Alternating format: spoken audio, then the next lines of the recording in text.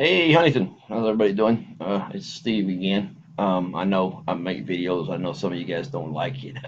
um, I guess I'm ugly or whatever. But anyway, the reason why I do make videos is I have a source document or I have things on record um, for other individuals who are requiring information and or that they want me to forward documentation and or my explanation on some of the items that I'm providing them. It's pretty easy. It's easier for them to have the document and explain to the document what I was trying to get at instead of them writing me back and forth emails. And sometimes it's hard to figure out people saying emails or whatever. So we want to get the real deal. So I do this so I can actually have a record of it for the future. And for any times anybody wants to request the information that I have, they may have missed it, and or I can go back and replay it for them or whatever. Anyway, long story short. Anyway, and I'm glad today that finally that I did kind of start this with their video because let me basically I got a letter today, and I want to put a shout out to Miss Ina. She pretty much she reads a lot of my posts, and she actually asks questions, and she has she has information that if we put our heads together, that hey, I didn't know that, and hey, I didn't know that. So we share information, and that information that we share actually gets us to a resource material, or it actually answers a question that we have. And I challenge anybody. I would like anybody to do that. Ask questions. If you don't understand something, or if I need to provide more information, or what I can do to make you understand it better, please post something or hit me up, and I can actually give you that documentation that I have on record, or I can actually just send you a video, or you can sort of whichever way is good for you. Just I encourage everybody to ask questions so we can get all of this out in the open.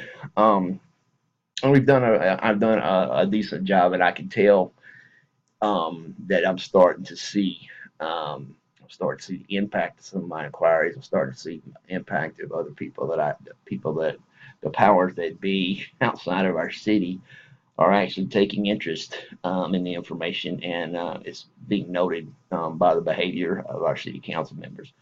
But anyway, what I wanted to discuss today was I got a letter from Jimmy Castles. I don't know if you guys know who Jimmy Castles is. Okay, but anyway, dated June 23rd. It's over the weekend, so it's the 26th, so I'm sure. But anyway, it came registered mail.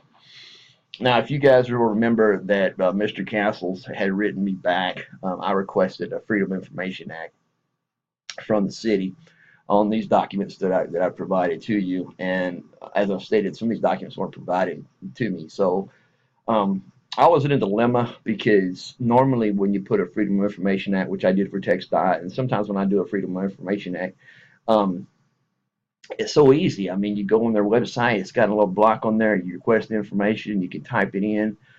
Within 24 hours, somebody, an Autobot or whatever, gets back to you. We received it. You'll have this in certain such days. They know they have 10 days to provide it. And they give you a point of contact. They give you, everything, and really make it easy for you to get this information and make it perfectly clear by the way they're treating it that they're trying to hide nothing. They don't have to get an attorney involved, or they don't have to go through a legal process, or none of that. They just know what to do on the Freedom of Information Act because these individuals were trained on it. They know what they're doing. They know what people can have and what we can't have, and what we're supposed to pay attention to, and they know the law saying you've got to get it to them 10 days.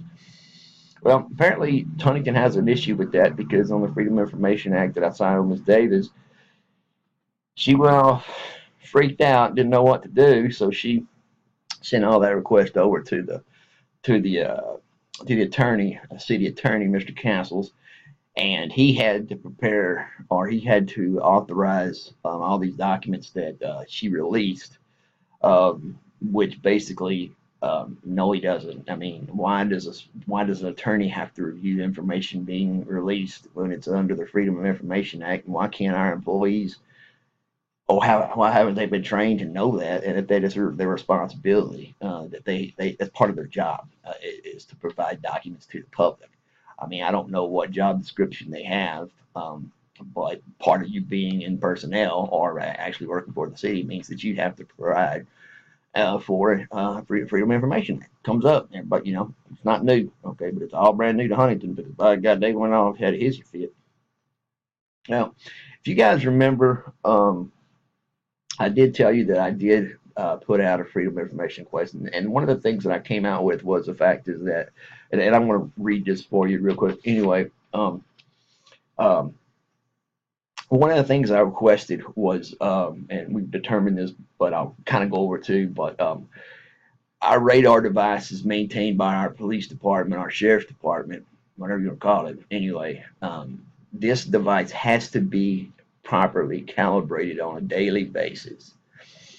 And then it also has to be checked for, it has to be checked for accuracy on a daily basis. And also it's been sent, you got to send it off to the state of Texas for it to be tested to make sure that it's working properly.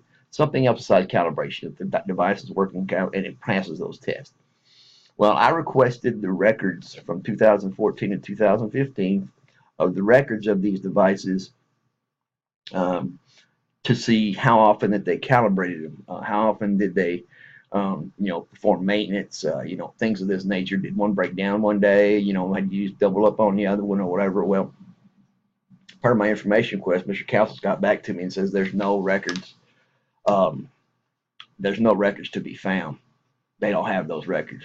Now, per state law, you have to keep a record of daily calibration on those items. Technically, what you have to do is every shift that takes over that item that uses that item to produce a misdemeanor to a person on a traffic violation, that person has certified it when they were on their shift. They have no records of this being done. And I found out too also that they got hit with a lawsuit a few years ago. I'm not really sure the date. Please correct me if I'm wrong. Anyway, for similar, somebody called them on this similarly, and they got caught with their pants down, and now they're paying off a lawsuit because somebody actually questioned what the hell you're doing. So this ain't something that they knew or they haven't heard of before.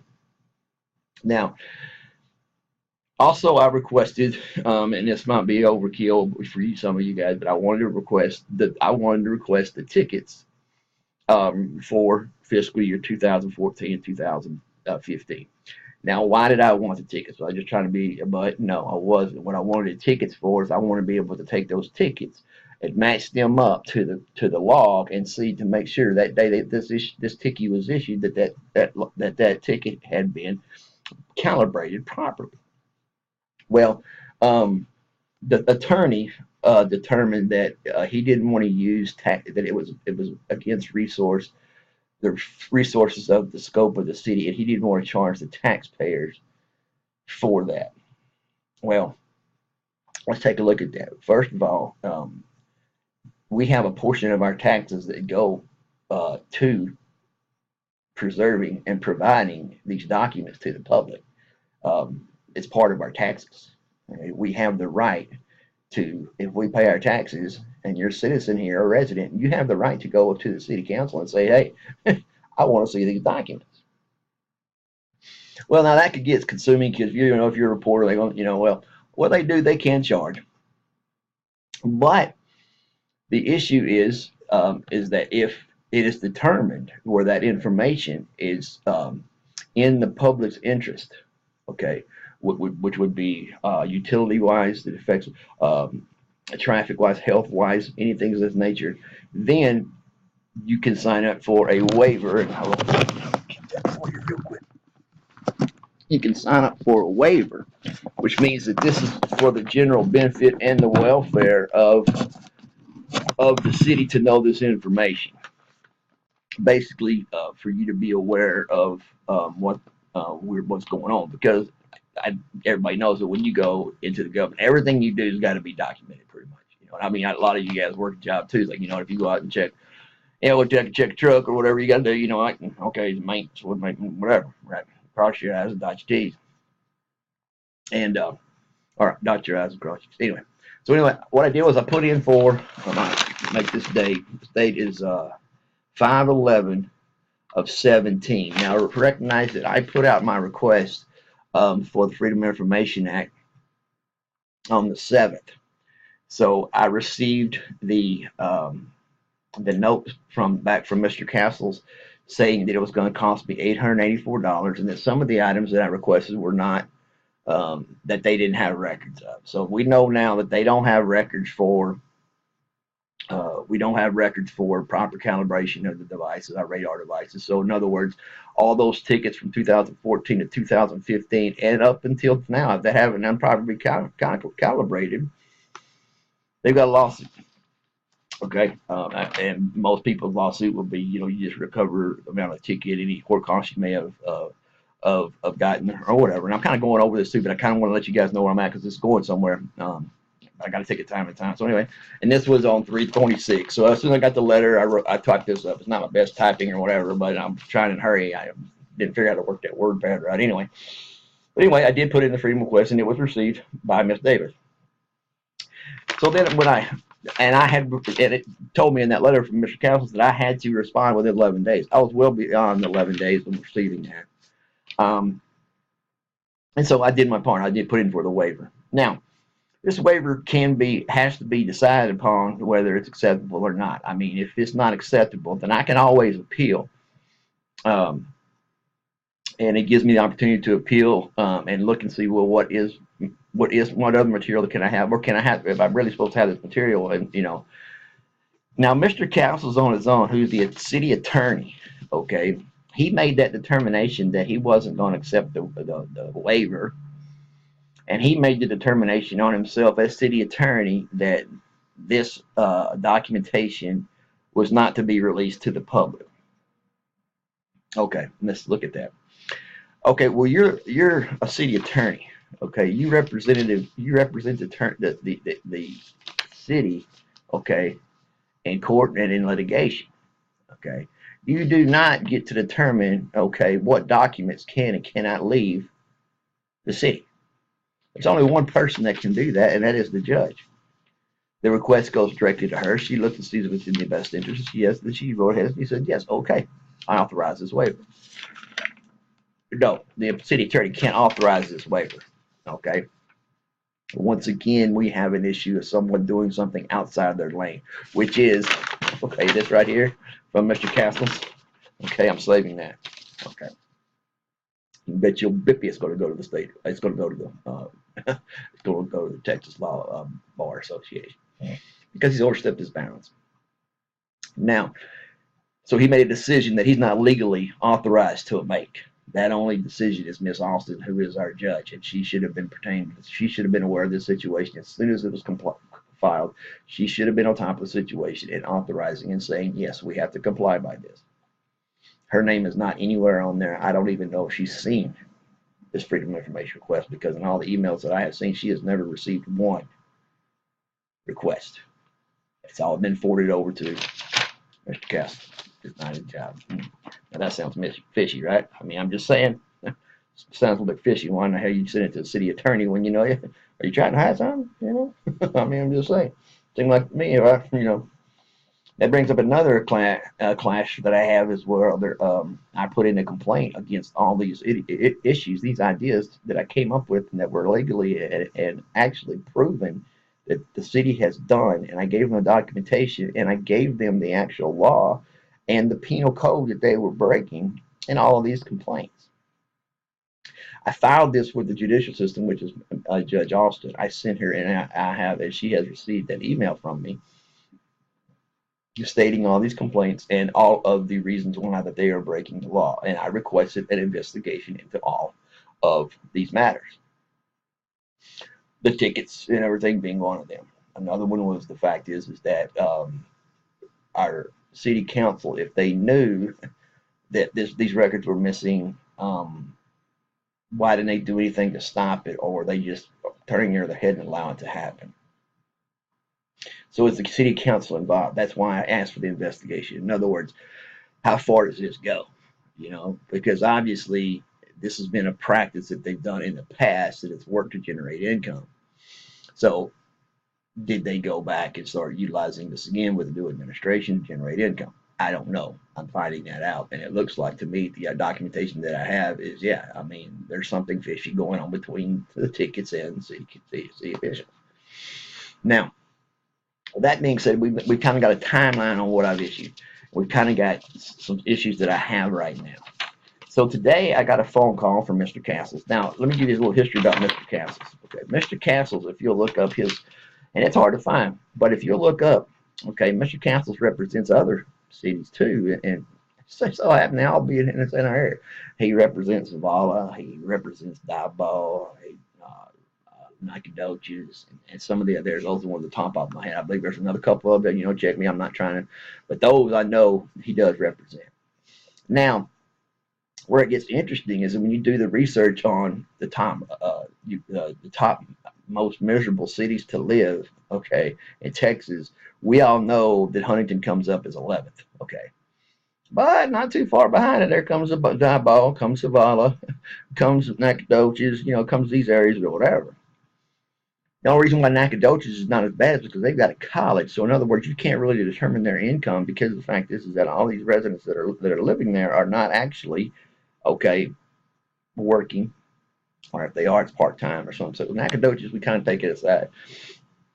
But anyway, all these cities that he actually is in charge of, or the city manager or city attorney for, they all have the same problems: tickets, questionable ethics by the city council members, all of this. So and they have been complained against or whatever. Now, so I take that with a grain of salt, anything that Mr. Council says, because obviously he's done this before. He's been in business for 34 years. Like I said, his specialty is litigation. And in other words, what that means to me is that he just makes money talking people out of shit, or coming with the best agreement or whatever.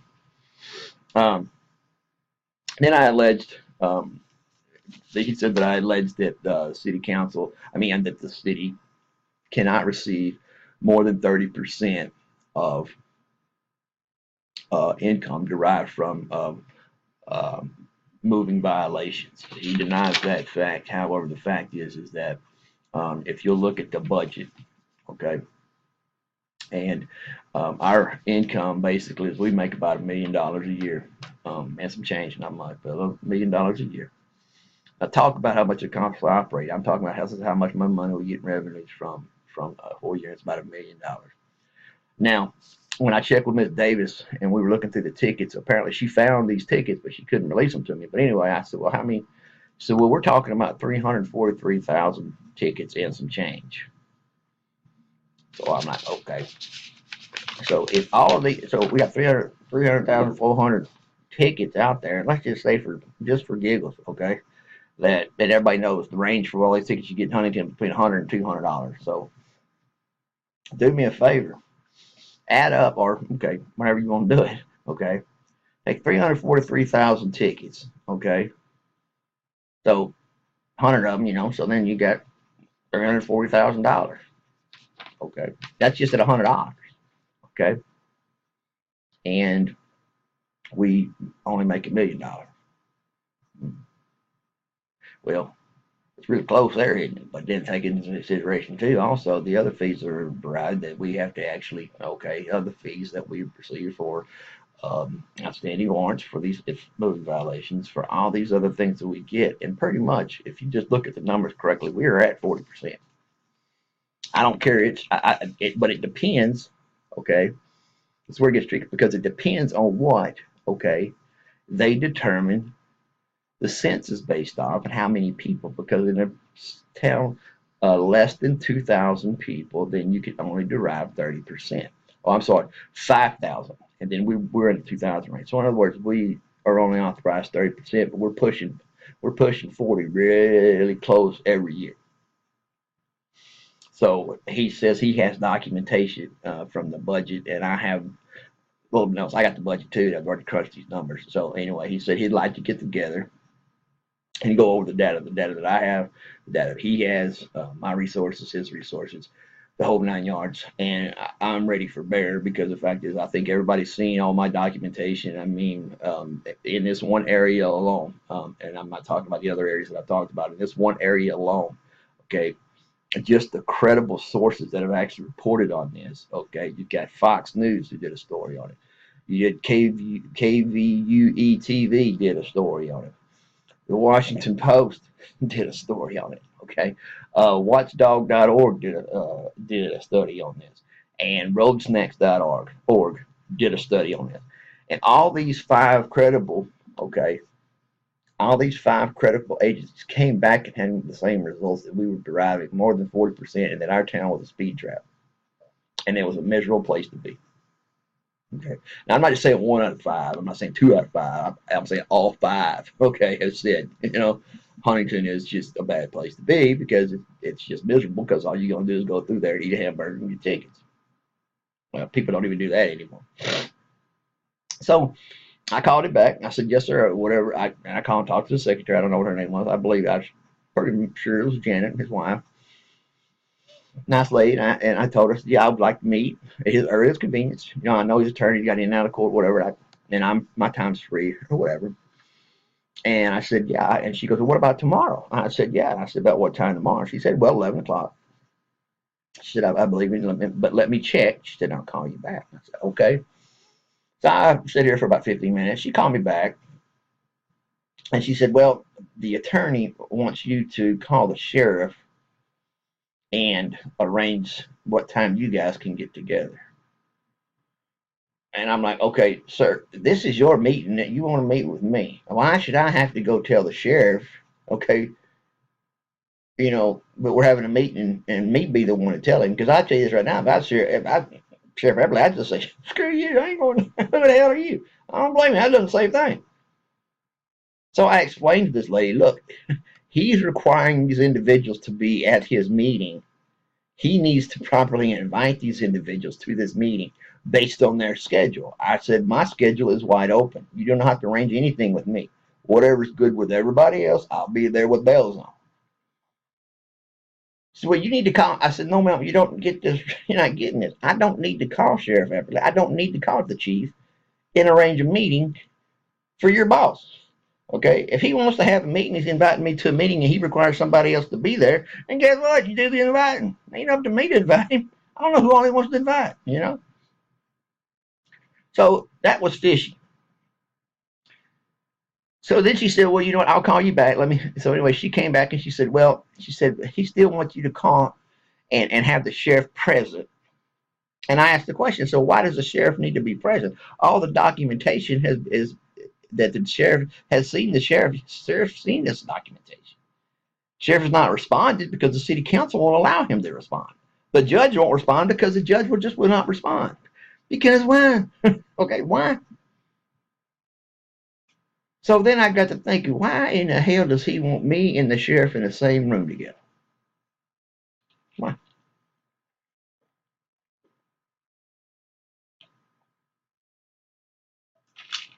Why would he want me and the sheriff in the same room together? Because the fact is, what if threats were issued and I took it the wrong way and I got out of hand or whatever and I got arrested for disturbing the peace or whatever? Okay, even though I wouldn't do that because I know I'm outnumbered. Okay, so what kind of productive meeting can me, an attorney, and the sheriff have when me and the sheriff has already had this conversation? He's fully aware of it. Why's he got to be there?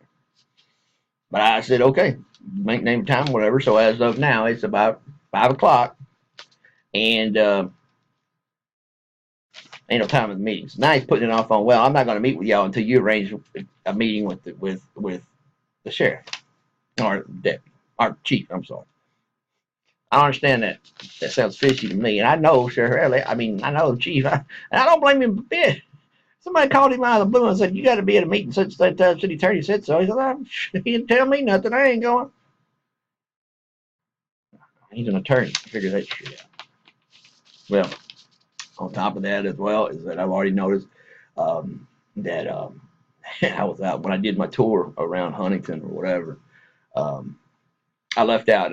Some of it on the video. I said, anyway, I left out of my house, and sure enough, comes one of the silver constable cars and pulled in right behind me. And I was doing 25, going along doing my business or whatever. So he followed me up, and I went all the way up, went up there and got me a soda water at the mobile station, the gas station up there. And then he got me a soda, turned around, started coming back. Well, he was waiting right there. And sure enough, when I come back, he's following me or whatever. So it don't take a rocket scientist to figure out that the cops are following me. They're going to try to get me on anything they can get me on. So, and my wife noticed it too, and she said, yep, she said, you reached the first level. She said, you got to him a little bit. So It's almost, I know that they're actually paying attention, and I know that they know that I know they know that I know. That's kind of funny. But anyway, they know that I'm actually researching this and I'm actually coming up with great points because they're getting ready to run out of excuses. I mean, how long can the judge put off a complaint and not react? I'm not saying she has to do anything about it, but she has to give her decision. In other words, she has to come out and say, it wasn't email to me since I did the complaint. She has to notify, no, this is not something that we're going to investigate further, or the reasons why, or, but anyway, respond to the complaint and say yes or no, or we've done this and this is the results. Explain to me why the complaint, okay, if you've taken care of the complaint. That needs to be done from the judge, okay? It's nobody else's decision. It's not the city council's decision. It's not the city manager's decision. And it's not the city attorney's decision. It is up to the judge. That's all. It has been filed with her. That is her job. Okay, that part of her job responsibility is to act on complaints and actually investigate by any means she feels like to investigate and announce what her judgment is. See it all the time. Every court does that. You found out in this investigation that such and such and such and such, but that's her job. She's supposed to do that. But what we've noticed here, if you'll stay with me a second, is what we've noticed here is that just in my exposure to actually bringing out this stuff and finding out these documents, what I have noticed is that people tend to want just to forget about stuff, especially our city officials. If they don't want to talk about it or they want to bring it up, they're hoping that you forget about it. You'll let it go and say, well, hell, they ain't never going to get back to me or whatever. Well, there's time frames in all these issues, and some of these time frames, like with the Freedom of Information Act, there's no statute of limitations. If this individual, Mr. Castles, has found that he did not allow these Freedom of Information stuff to come out, and it was illegal that he did, which was okay, he faces possible criminal charges as well. Now, we're dwelling into, and like I said yesterday, we're dwelling into issues now that's going above and beyond Texas law. Refusal to abide by a Freedom of Information Act is a felony. And it starts with him because he has actually written that he did not allow it to happen. And then he decided on a waiver. Okay, like I said before, that's not his job. He can't do that. That's against the law. Okay. And where's our judge in all this? Right smack dab in the middle. She's damned if she do, damned if she don't. But could it possibly be some kind of influence coming from the city council not to look further into this? Pretend like you never got it. Pretend like you never seen it. Say, go away. Don't go away. Shh, go away. This guy's crazy. That's what they say about everybody that questions me. You're crazy. I'm like, well, I'll be crazy, but that burn, you're still gonna have to answer my damn question. Legally. So this is where we're at today. And I am waiting to see if I get a call back tomorrow sometime to see if the meeting has been arranged or if it's going to go through. Like I said, I am wide open to whatever time, wherever they want to meet. I told him I'd meet him in Lufkin. I told him I'd meet him here in Huntington. Wherever he could actually meet. If he was in court, I could, we have lunch, whatever it may take to meet with him and go over these figures, because I can't wait for him to see his mouth drop when I start showing him actual figures. He referred me to the budget to imply that I didn't have a copy of the budget. Okay, well, ladies and gentlemen, I tell you this right over there. I got the whole budget right over there. Okay, I got the budget for 14 fiscal years. I got them over there for the last 3 years.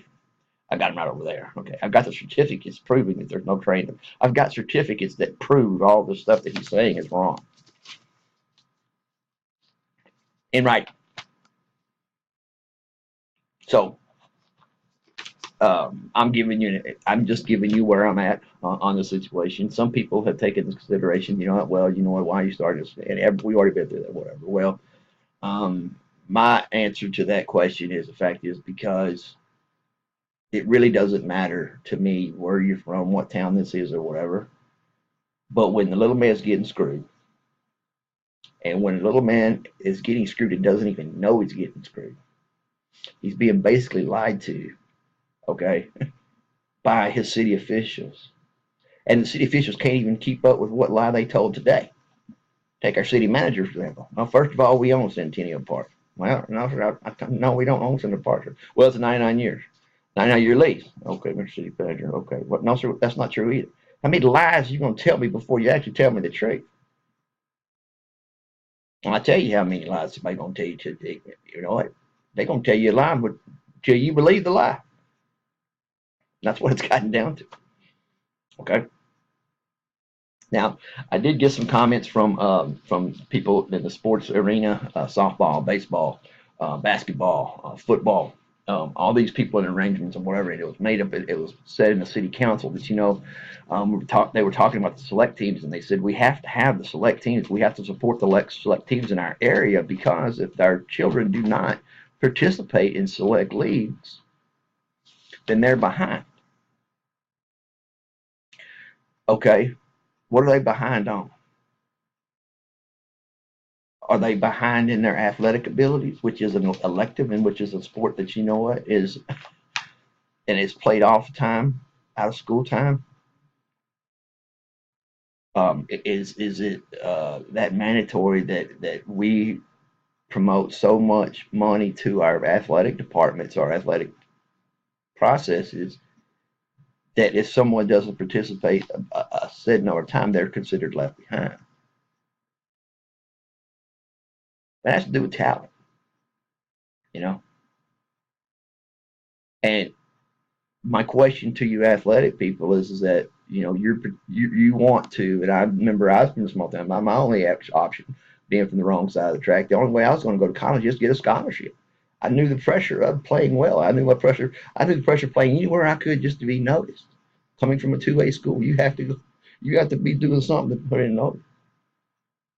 Okay, but according to our numbers that we have here, okay, we only have maybe 1 to 2 people, okay, annually get a scholarship, and some of those scholarships are not a full ride.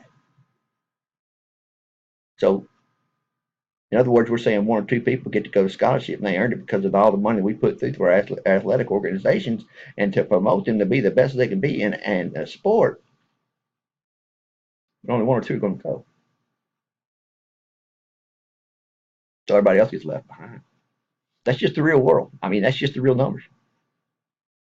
Because I don't care how good your son or your daughter is, okay, in school, it doesn't matter, because the fact is that you're living in a 2A school and you're not going to get the exposure that you do from a 4A, 5A, or 6A school, and you're not going to be offered as much scholarships as these individuals do. That's just case in point. Now, how does it affect you in the long run? And now all these people from softball, oh man, he's like, no, I'm not. Because if you think about it long range, okay, we know going into this that we're a 2A school, okay? Which means we have limited participants in our school system to actually participate in our sports programs. We have summer programs, we have special leagues, we have select leagues, we have everything and ability possible for these children to achieve their goal of getting a scholarship to be able to go to school. We have provided that. A lot of that maintains those being a 2A school because the fact is that there's a certain recruiting area from every school in our area that 2A schools are being looked at, that scouts actually go to and watch ball games. They don't just come down and watch ball. They go watch a ball game because they heard that somebody was looking at. And so you're handled on a 2A basis. That's the schedule you go on. Now, with the population of Huntington and the shape our city is going right now, okay, and if we go down even more population, guess what? We go from a 2A school to a 1A school. Now, how much opportunity do we have for scholarship? How many people do you know from a 1A school that gets a scholarship to anywhere, a full ride? Not many. So what we've done is just by concentrating all our time and effort onto these athletic programs, we forgot about what makes those programs work. And the biggest thing that makes the program work is the size and the actual value of our city, because the fact is that supports growth and it supports people in the community. That actually determines what size school we are, which directly will directly impact the amount of scouts and scholarships that are giving out in that particular school. If you're a 4A school, you're going to get more than a 2A school. Different subjects. So if you come from a 2A school and you're up against a 4 or 5A school, guess what? You are disadvantaged. Are you left out? I don't know. 74%. We only got a 74% graduation rate. Okay. What happened to the other? Well, I think it's, what is it? 80 something. 80, 79, 80 something. 80 something. I'm sorry. Don't, but anyway. What happened to the other people who didn't graduate? They get left behind. I think our emphasis has changed from the fact is that, we want to be known for our kids playing baseball, football, dunk, basketball, to the point of the education to where they could actually get out of our high schools. They could go and compete, not knowledge-wise, with the school. They're prepared for college to go to those classes. I don't care if you get a scholarship or not. You still got to go to class. If you can't pass the classes, then guess what? Your scholarship looks. See you.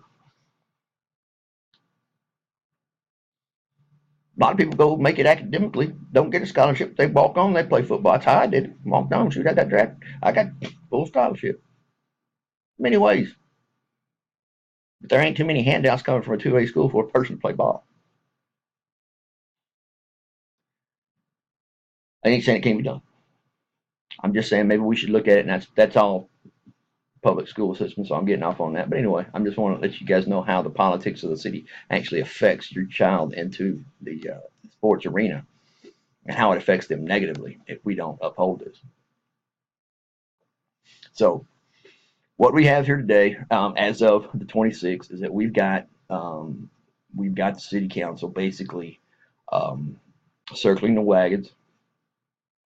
We've got the city council questioning, because it's come out of the light. Miss Ina brought it out, and I'm glad she asked that question, because the fact is I failed to mention it. But the fact is that, yeah, if you are on city council and okay, that something's going on, or if you did not, they didn't tell you, or you said you didn't hear it or whatsoever, but you voted one way or the other, you're guilty no matter what. You're guilty by association. Now, how does that matter? Well, the fact is, you know what? First of all, what needs to happen is and I think these city council members need to start taking a look at it, is the fact that, you know what? I ain't going down with the ship, because it's starting to affect me now. My my well-being, me having my butt go to jail, or having me insure a fine or get a fine or whatever, depends on my loyalty to these individuals who don't give a damn about me. Because it comes down to this right now, and here's what's happening to the city council and also our city officials right now. And I'll tell you this right now: the person that they're putting on the chopping block is our chief of police, and that's Mr. Epperly. Based on this information they have right now, okay, he is the scapegoat. He is being made as a scapegoat, just so they don't get they don't go up the chain of command and get back to them. The only trace that can get back to them, and the only area, okay, they can escape any prosecution, is the fact is they got to have somebody as a scapegoat, and they're shaping Mr. Epperly up to do that. Mr. Epperly, I tell you this right now, I don't know if he was ever influenced. I don't believe, and I've actually kind of confirmed this through sources, that, you know what, there never has been any quota system or whatever on Huntington, and I kind of believe that.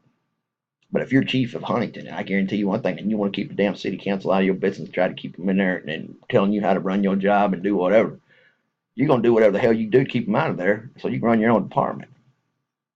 You know what? They want income. I provide them income. They leave me the hell alone. You know, if I give them this, they leave me alone. One of them unwritten contracts, that we always hear about.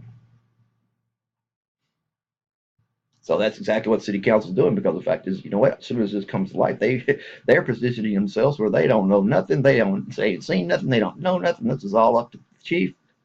That's not right. Because the fact is, Either way you look at it, if the chief was involved, and I don't believe he was, but the fact of the matter is that for him to keep his job as an elected official, then he needed to make city council and the city council members and the city manager and everybody else responsible. He need to actually make him happy, make them happy, and actually bring something to the table that was benefit for the city council. Notice I didn't see city, for the city government. Why would he do that? Job security, first of all. Second of all, being able to run a department like he wants to be able to run it, with that one caveat that he's got to make money for the city, but he can do well in other areas, crime, drug trafficking, things like this. He has enough room to actually get some actual police work done instead of having to sit out here and just write tickets. So I don't think don't think our chief sees that coming. I don't think that he's thought that through. And if he has, or if he is aware of it now, I would think that he would be taking the necessary precautions to make sure that he is not hung out to dry on this. Because right now, what we have right now, the evidence we've got a lawsuit. Okay, I was going to say it, but there is a lawsuit. There's enough to start a lawsuit. Okay, and it's going to come back it's going to come back in our favor, because the fact is that they blatantly broke the law. The only question we have is, what is the penalty going to be for this? Is it going to be a fine? Are people going to be held accountable? In the penal system? Well, I can bet your ass right now that our chief, I guarantee you right now, the full weight of that weight will come down on him first, and the city will get out of it as slick as they can. And I guarantee you, if they are on good terms right now, I tell you what, all it's going to do is, in that second when Mr. Epperling realizes, you know what, damn, they got me. And why? I trust them. Damn, they got me. All of a sudden, he becomes becoming one of them, down to one of us now. So I recognize that. I see what's difficult in front of me. And I see that, hey, I got to have a job. I got to feed my kids or whatever. But, sir, please look down the future, because the fact is that it's coming. They are going to put you in a bad light. And I would much rather deal with this before I can retire than have to retire and find out, you know what, then after I retire, that they're going to hit me with this. Because the statute of limitations, there is none, sir. You can't hanker down for 7 years and think, what, this ain't going to get to. It is. This is just one example. There are many examples of what the city's doing right now. They're making moves right behind your back with the chest move, the whole 9 yards. The biggest one right now is you need to pay attention to it. And yeah, I don't wish somebody would hear me. They are trying their damnedest, and they're putting their pieces to the puzzle together right now so they can raise utility rates on our water without a public meeting, without a public hearing. That's unheard of. I can't fathom how many laws that breaks. Okay? That's unfathomable. They are trying to raise utility rates without having a public hearing, or without the public even putting any thought into it, or for any public person or resident to be able to come up and say why is this not a good idea, or actually listen to the options that maybe the public have. We don't have to have a rate hike. Or if we do have a rate hike, get it to where the point is it causes the less damage as possible. Give us the chance to come up with better answers. Give us reasons why that you substantiate this tax rate and can prove it, why we need this. Something we have a problem with our city officials is proving. I've learned this by getting all these documents that I've got in, because I've learned that what they say and what is actually on paper and what's actually done is two damn different things. I think Ina said it best. My recalling of a city council meeting was totally different from what the meetings had. Why? I ain't lying, I was there. But the fact of the matter is, you know what? Unfortunately or fortunately, however you want to look at it, hey, the only stuff they want to get out is putting them in. If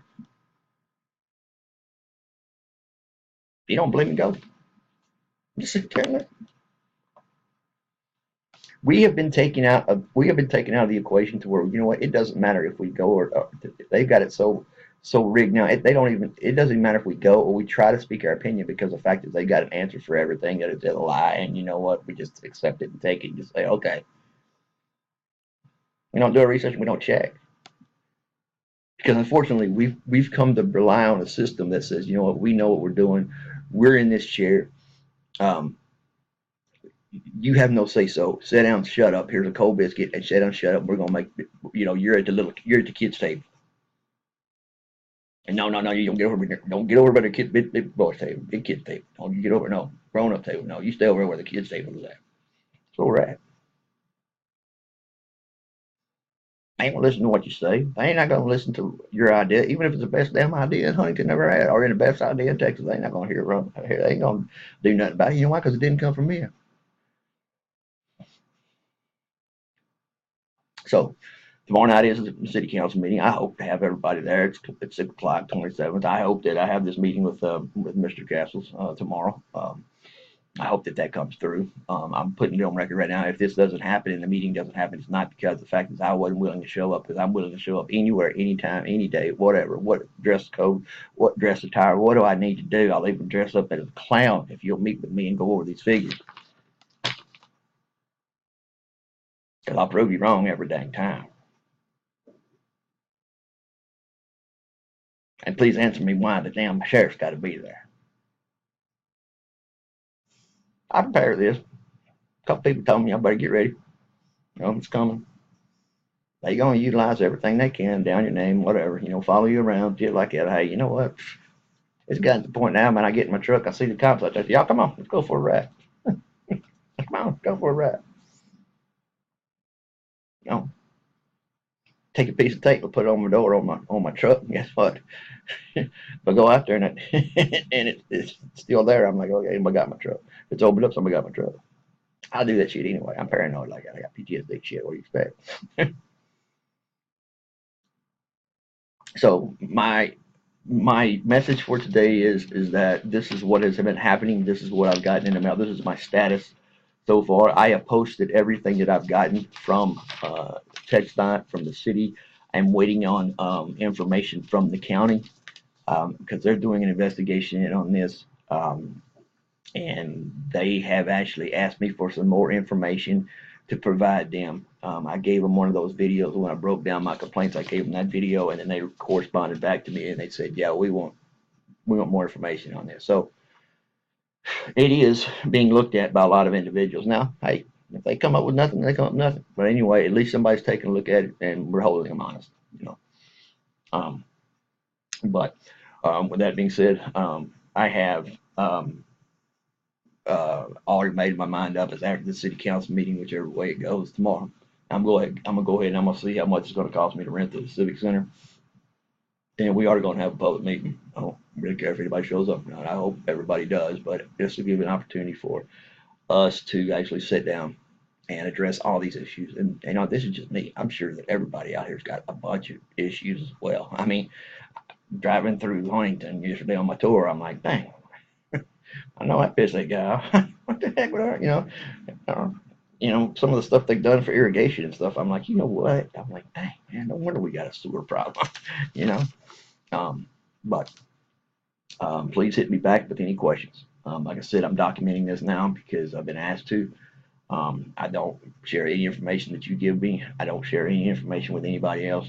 This is totally between you and I. It's just, this is a public service announcement. This is not anything else. I do not derive any information. I do not use anybody's name except, and I use her name because the fact is, she's all over there anyway. And then when you post to me, you know what, people don't know you anyways. But hey, I'm kind of like, like she said, been called everything you can, but hey, hell, me and her have been called everything but right, I guess. But anyway,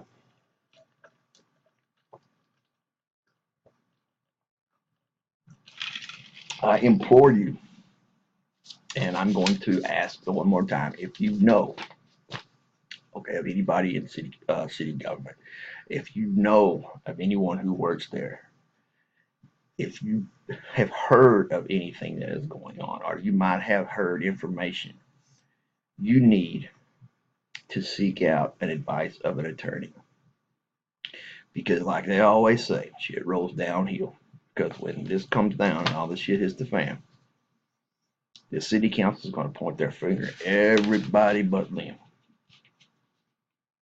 So if you think any way, shape, form, or fashion that you could be used by the city government to cover up documentation or actually acts that they've actually provided that you know is against the law, you may be held to testify.